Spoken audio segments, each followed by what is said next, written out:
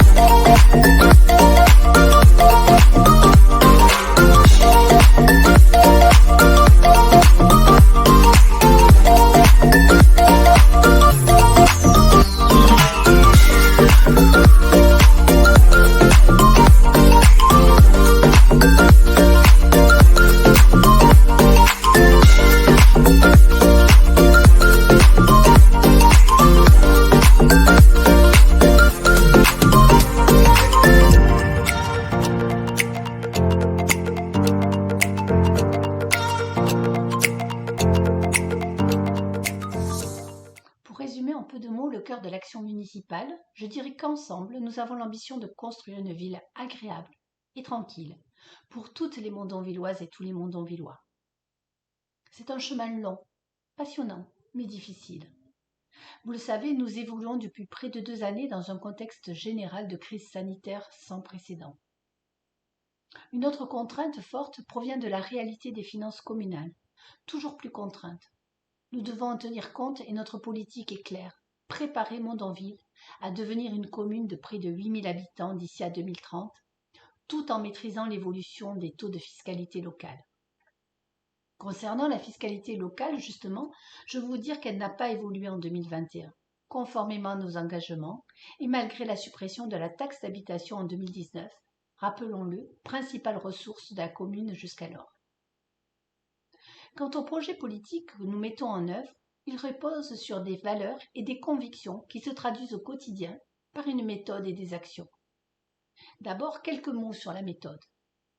Le travail de fond est l'expression d'un projet municipal concerté et cohérent.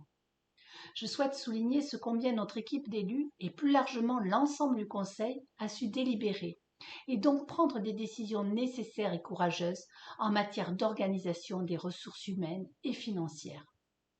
C'est un vrai travail d'équipe entre élus et agents que nous construisons. Il était nécessaire de donner les moyens matériels pour exercer pleinement les missions qui leur sont dévolues. Il en va de la qualité du service rendu aux habitants. Les adjoints sont investis d'une vraie délégation qu'ils mènent avec grande motivation et conviction. Cette délégation repose sur le dialogue permanent et la confiance. Elle donne à chaque adjoint les moyens de mener à bien les projets qui relèvent de sa compétence. La délégation permet de répondre à la nécessité de continuité et de qualité du service public. Je leur adresse mes meilleurs remerciements.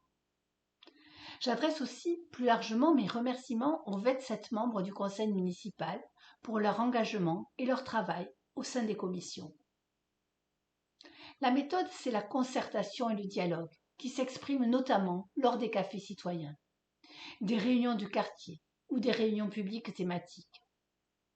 Je souhaite illustrer ce propos en soulignant qu'en ce moment même, et ce depuis le mois d'octobre, est mis en place avec tous les acteurs concernés, parents, enseignants de 2 écoles maternelles et élémentaires, ATSEM, animateurs, agents de la restauration scolaire, élus, bureaux d'études de la métropole, un travail pour une alimentation dite durable pour l'ensemble de nos écoliers. Au risque d'enfoncer une porte ouverte, je veux vous dire ma conviction que l'un des premiers facteurs d'un bon apprentissage pour un écolier est une alimentation à la fois équilibrée et si possible respectueuse de l'environnement. Le tissu économique local est un atout formidable pour notre ville. Chaque commerçant, chaque artisan, chaque chef d'entreprise, chaque représentant des professions libérales est un acteur important d'un monde en ville dynamique et attrayant. Nous essayons d'être en dialogue permanent avec ce tissu économique. Ce dialogue et cette concertation concernent aussi nos associations. J'en profite pour remercier les bénévoles et les présidents d'associations. Aujourd'hui, nos associations sont écoutées, associées, et leurs demandes légitimes sont prises en compte, notamment à travers la mise en place de projets partagés. En un peu moins de 2 années, cette méthode a permis des évolutions sans précédent de notre ville, et ces progrès n'ont été rendus possibles que grâce à la volonté et la détermination de toutes les forces vives de notre cité. Le 27 janvier, tous les Mondonvillois sont invités à participer à une réunion publique afin de co-construire un projet de ville. 2022 sera riche en projets. Ils continueront à s'inscrire dans une réflexion de long terme, de respect de l'environnement et de transition écologique. D'ici la fin de l'année, la police municipale sera accueillie dans des bâtiments rénovés. Un grand chantier de projet de tiers-lieu, c'est-à-dire un espace de lieu de travail partagé, mais aussi un lieu de lien social, est engagé. Un projet d'extension de la plaine sportive avec de nombreux équipements qui font défaut à l'heure actuelle débutera. Dès notre arrivée, nous avons candidaté pour la création d'un collège à Mondonville avec un dossier solide. Le conseil départemental prendra ses décisions d'ici la fin du premier semestre 2022. De nombreux événements culturels, sportifs, festifs vous seront proposés tout au long de l'année. Vous pourrez avoir des informations en temps réel sur la vie de votre commune grâce à une application qui verra le jour d'ici quelques mois. Nous sommes collectivement fiers et heureux de ce qui a d'ores et déjà été entrepris. Et nous savons tous qu'il reste beaucoup à faire. Je le disais en introduction, la situation sanitaire reste difficile. Raison de plus pour ne pas baisser la garde face à la Covid-19 en continuant à respecter les gestes barrières. Raison de plus d'aller de l'avant, de travailler sans relâche pour préparer l'avenir de notre ville et celui de notre jeunesse. Avec vous, par le dialogue, l'échange, la concertation, par l'implication du plus grand nombre, nous poursuivrons le travail entrepris. Tous ceux déterminés comme nous à rendre notre ville encore plus belle, encore plus tranquille, encore plus agréable, plus solidaire, plus respectueuse de l'environnement, sont invités à s'impliquer.